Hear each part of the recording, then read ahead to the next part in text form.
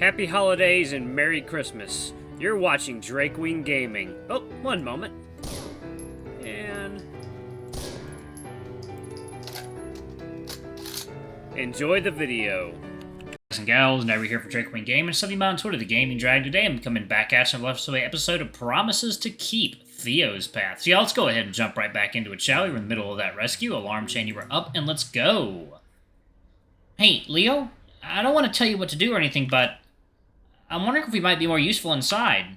I was just thinking the same thing, actually. To be honest, I stick my shovel straight up right in the snow pile and clap the powder off my gloves. I want to help Theo talk to the Robinsons.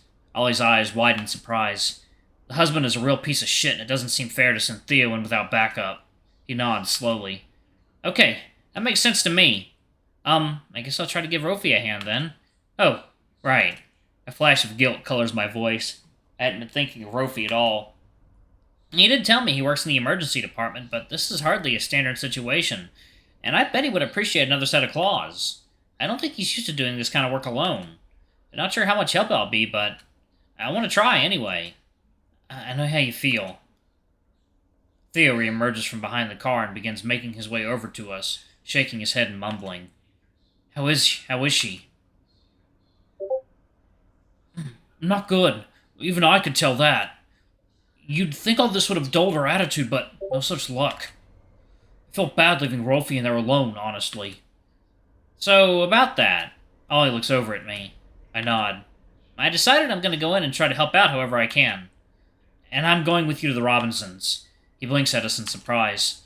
Hunter and Artemis can handle the shoveling. And a clear path won't help with anything if we can't get her out of the house, or if we have nowhere to move her to.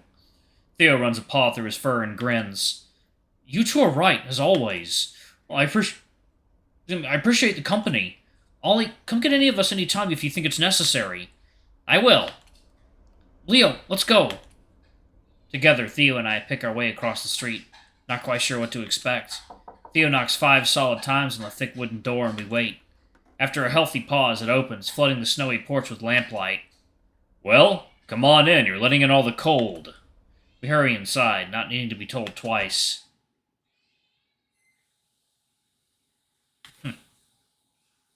Wow, they look so happy in that picture, and now they don't. The gruff, grumpy-looking groundhog could only be Tom Robinson, not Tim Robinson. He looks even angrier in person. If y'all haven't watched, God, what is it? The Tim Robinson show on Netflix. I Think You Should Leave Now or something. That's what it's called. I Think You Should Leave Now. It's really fucking good. He looks even angrier in person. A dipped, constantly furrowed brow and a tense, forward-leaning posture, as if at any moment he might lunge.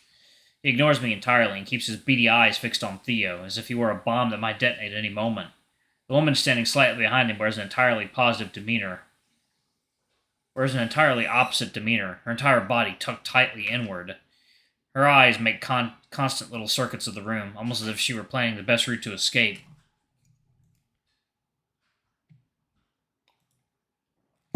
Well, where is she?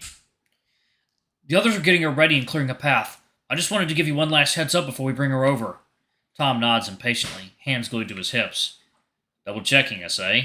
You should know by now, Theo, that I'm as good as my word. Doubtful. Theo ignores me and plows onward. Can we set her here up in the living room? Can we set her up here in the living room? That feels like the best option for her comfort. You'll still have the rest of the house to yourselves. He attempts to smile.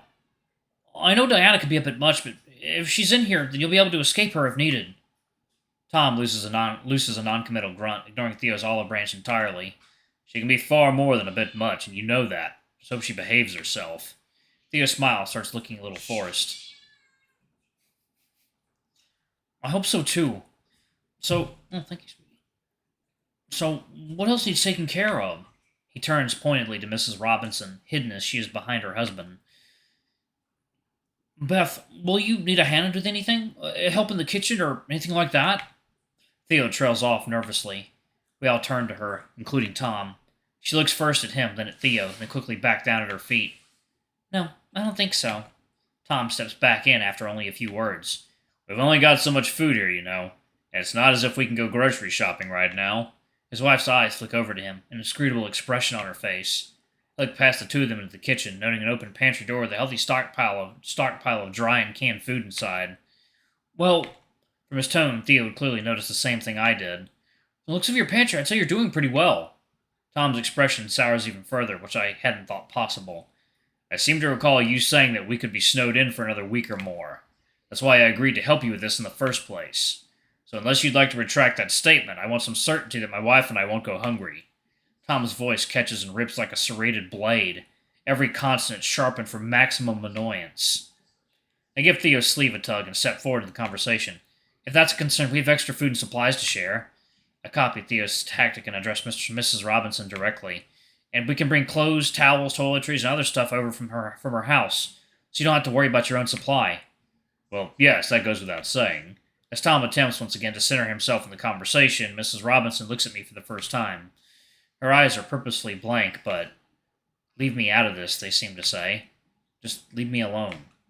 Tom leans in a little closer, not so silly, positioning himself in between me and his wife. We're sticking our necks out here, you know. Do remember that. I know, yes. If there's a problem, you'll be hearing from me. Understood? Yes, of course. Second, y'all. It is, in fact, water time. Guys and gals, and we are back. Let's go ahead and jump back into it, shall we? For a long moment, Tom inspects me like a bug under a microscope. He's trying, I realize, to extend the argument, to find some foothold, some new thing to complain about. Very well, then. With a dramatic sigh, he gives up and makes a show of checking his watch. The day is officially started. He turns to his wife. I suppose breakfast is in order, huh? She smiles slightly. Yes, I suppose it is. Bring my coffee up to the office when you have a moment. David should be awake by now, and I've got to talk to him about that Heston job.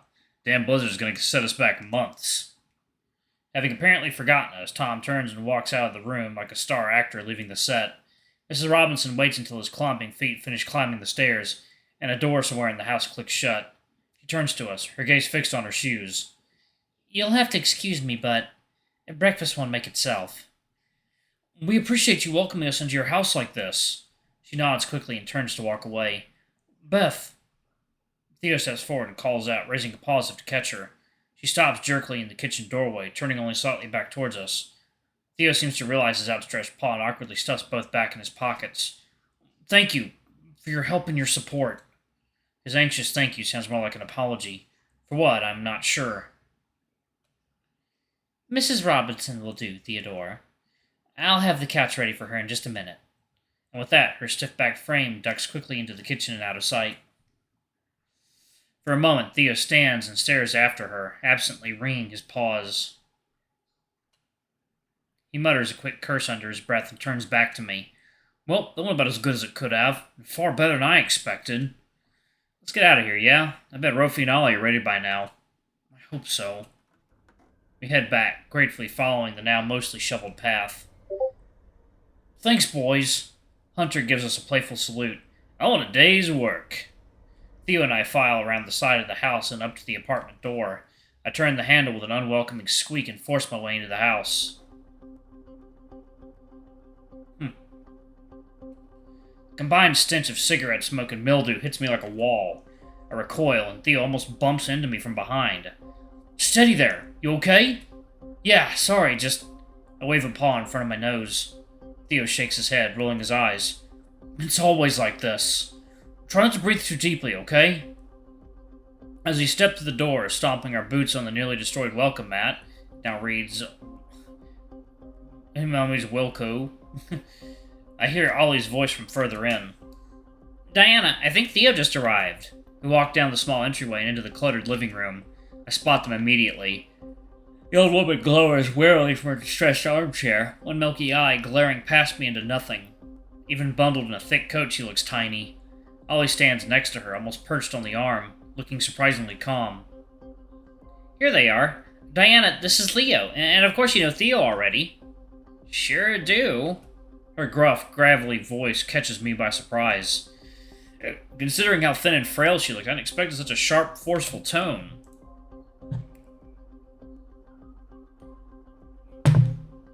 Oh, that's some good tea, y'all. Okay. What decades of smoking will do to a voice box, I guess. Her eyes slide off me and focus on the fox. You sure took your time, Theo. Tom give you trouble? Of course he did. Give me 5 minutes with the son of a bitch, and I'll straighten him out. This woman is definitely drunk, I realize. She's good at hiding it, but her swaying movements and the lilt of her voice gives it away. Everything is already taken care of. We're set to bring you over, if you're ready to leave. I've been ready. That puppy of yours who's holding us up. Wow, I do not like the way she said puppy. You mean Rofi? Ollie says gently. Yeah, whatever his name is. I've got a bone to pick with you, Theo. What else is new? She ignores him. You've got quite the nerve, sending some baby doctor to take care of me. That boy looks like he's 15. Ollie cuts in again. He's a certified healthcare provider, and he's treating you for free. That's a pretty good deal, don't you think? I suppose. He's taking a sweet time, though. As if on cue, Rofer re-enters the room, stuffing what looks like a paw full of juice boxes into a beat-up old tote bag. I take a moment to examine his face, trying to gauge how things went. I'd guess somewhere between not great and not awful. Alright, Diana. I've packed your monitor, test strips, needles, juice. What about that purse I told you to get? She interrupts sharply. Yes, I've packed your purse as well. If you need or want anything else, we can always bring it over later. Ollie chimes in, smiling down at her. Yeah, I'll probably need a change of clothes at some point. Alright, Theo, we're pretty much ready to go. Great! Theo responds, clearly more than a little surprised by this fact. Let me just take a quick inventory here and we can head out. As Rofi and Theo start going over the contents of the tote bag, Ollie gestures me over and then turns to the old sheep. Okay, Diana, up you go. Don't rush me, Oliver, I'm old. I'm not rushing you. You were the one who said you were ready. She laughs and sounds like a marble on a cheese grater, and flashes him a yellow gap-toothed grin. Smart ass. Ollie giggles. She likes Ollie, that's interesting. Who doesn't like Ollie? The ewe gathers herself and grips the arms of the low-slung chair. She pushes herself up about halfway, then falls back down again. Just hang on a minute. After a few more failed attempts, Ollie quietly offers her an arm, which, after one final try, she takes. 1, 2, 3!